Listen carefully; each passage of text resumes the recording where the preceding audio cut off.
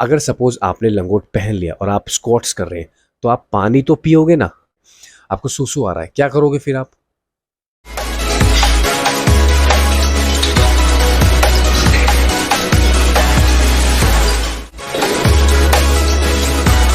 Mic test.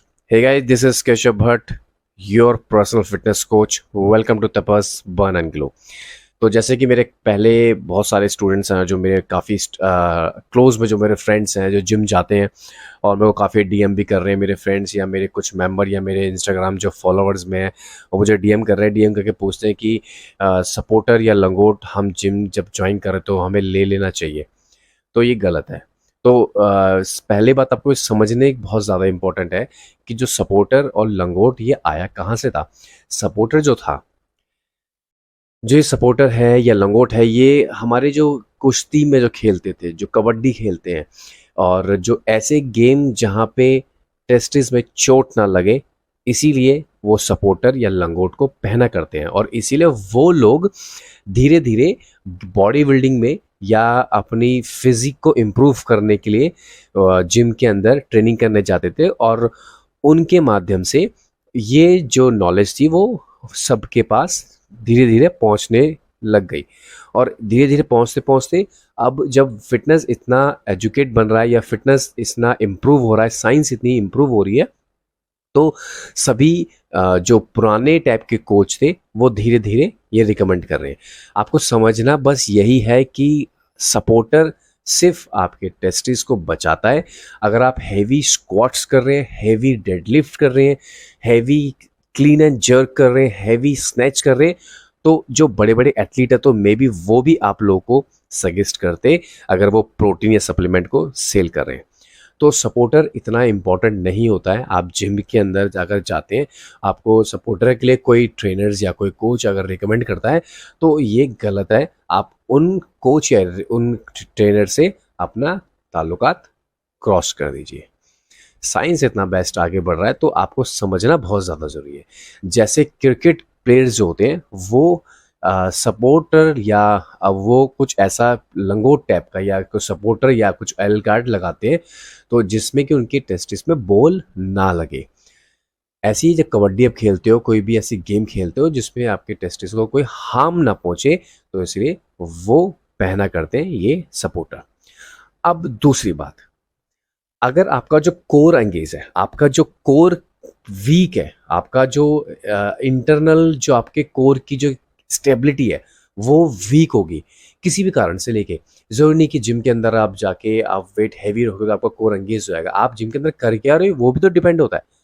अगर आपका core week है, और कोर जब आप कोई भी एक्सरसाइज कर रहे हो आपके कोर वीक होने के बाद, तो वो कोर में एक हर्निया टाइप की बीमारी होती है जो हमारे कोर को चीरते हुए बाहर निकल जाता है, वो हर्निया होती है।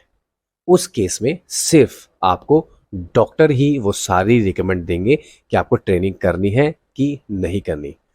क्योंकि आप अगर ट्रेनिंग उस हर्निया के साथ करोगे और सपोर्टर पहनोगे, तो मुझे नहीं लगता कि पता नहीं आपको किसने बोला है।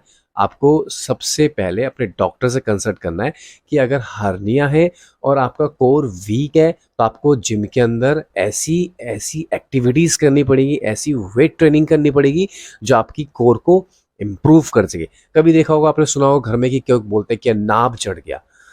तो नाभ चढ़ना भी मतलब कि कोर की स्टेबिलिटी, मतलब कि आपका कोर वीक है तो इसलिए तो आपकी नाभ चढ़ रही है। कोई आप हैवी चीज उठा रहे हो, सपोज आप बाल्टी उठा रहे हो, आपने पानी भरना है, आप कोई सामान उठा रहे हो, ऑटोमेटिकली आपकी नाभ चढ़ जाएगी तो आपको पेनफुल, बहुत ज़्यादा पेन होगा। मतलब आपकी कोर की स्ट्रेंथ बहुत वीक है। तो जिम के अंदर आपको वो सब ट्रेनिंग करनी है। और सपोर्टर या लंगोट उसमें कोई काम नहीं करेगा, बिल्कुल भी काम नहीं करता। तो आपको अपने डॉक्टर से या एक अच्छे किसी ट्रेनर से, अच्छे किसी कोच के अंडर ये पूछना है कि लंगोट ज़रूरी है कि नहीं है।